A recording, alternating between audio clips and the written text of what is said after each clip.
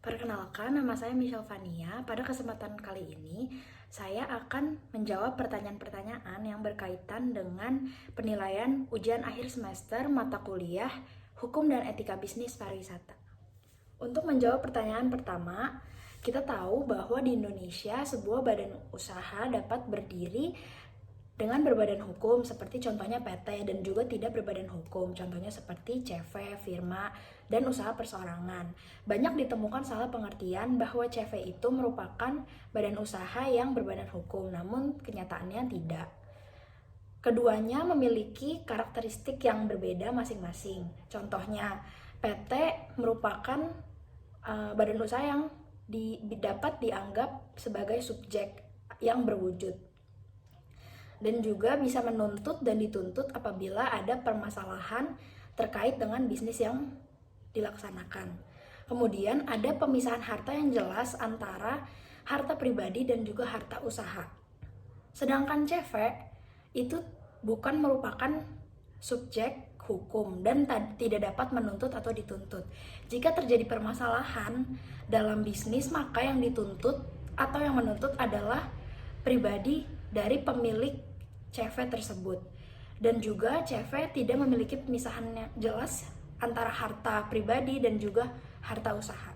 Lantas mengapa diperbolehkan di Indonesia sebuah badan usaha didirikan tanpa berbadan hukum? Menurut pendapat saya sendiri, karena sebuah usaha dimulai atau didirikan dengan skala dan modal yang berbeda-beda, dari skala kecil hingga besar.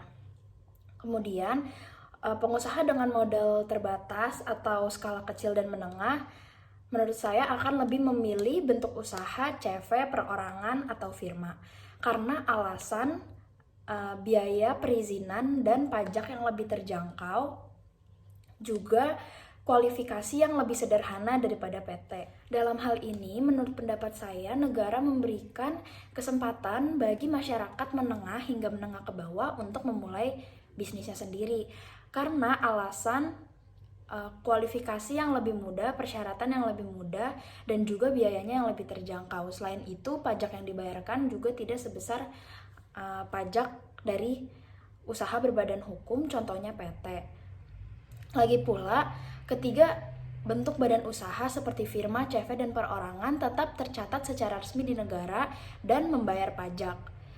Ketika sebuah usaha mulai dan terus berkembang, juga melibatkan lebih banyak orang atau anggota, maka ada kecenderungan untuk mengubah bentuk badan usahanya dari yang tidak berbadan hukum menjadi berbadan hukum berkaitan dengan karakteristik badan usaha PT yang memisahkan harta yang jelas antara harta pribadi dan juga harta usaha. Proses merger biasanya diikuti dengan pengurangan jumlah karyawan yang dianggap tidak qualified atau tidak profesional di perusahaan hasil merger. Selain itu, biasanya perusahaan hasil merger juga melakukan seleksi dan pada akhirnya berujung pada PHK besar-besaran. Kemudian, perusahaan juga melakukan evaluasi pada karyawan-karyawan yang memiliki jabatan tertentu dan dianggap kurang kompeten dan tidak produktif saat menjabat, maka mereka bisa mengalami demosi. Demosi adalah pemindahan posisi jabatan dari yang lebih tinggi ke yang lebih rendah. Dan karena keputusan itu biasanya akan mempengaruhi mental karyawan dan juga reputasinya. Dan tidak sedikit karyawan yang memutuskan untuk melakukan pengunduran diri atau resign karena merasa malu posisi jabatannya pindah dari yang lebih tinggi ke yang lebih rendah. Dampak lain bagi karyawan adalah perubahan tujuan, visi, misi, dan juga kebijakan perusahaan. Dalam hal ini, karyawan harus bisa beradaptasi dengan kebijakan yang baru.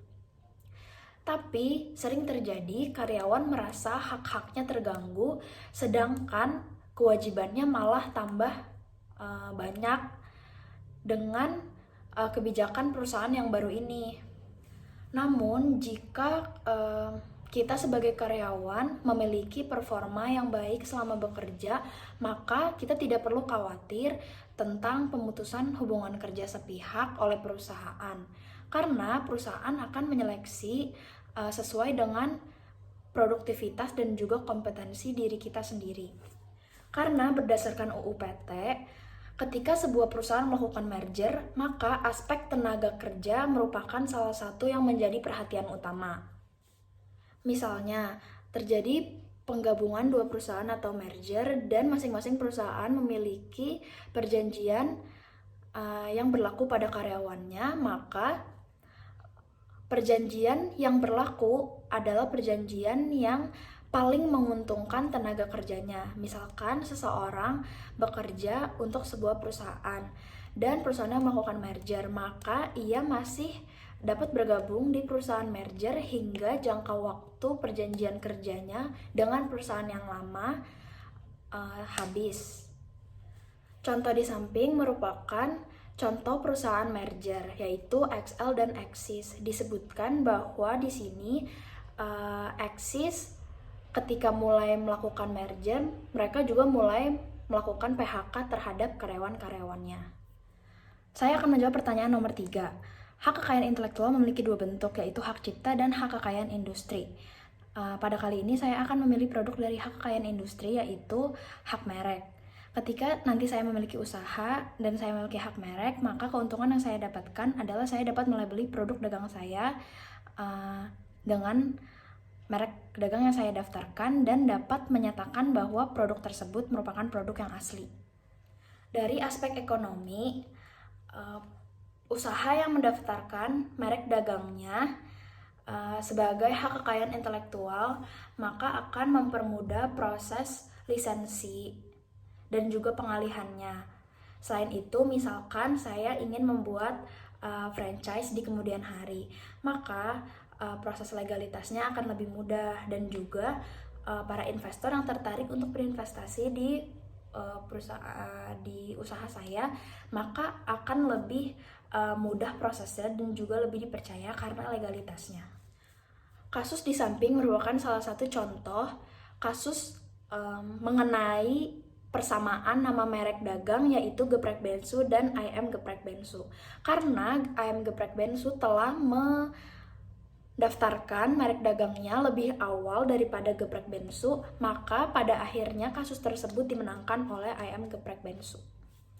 Sekian jawaban dari ketiga pertanyaan yang bisa saya jawab pada video kali ini. Terima kasih atas perhatiannya.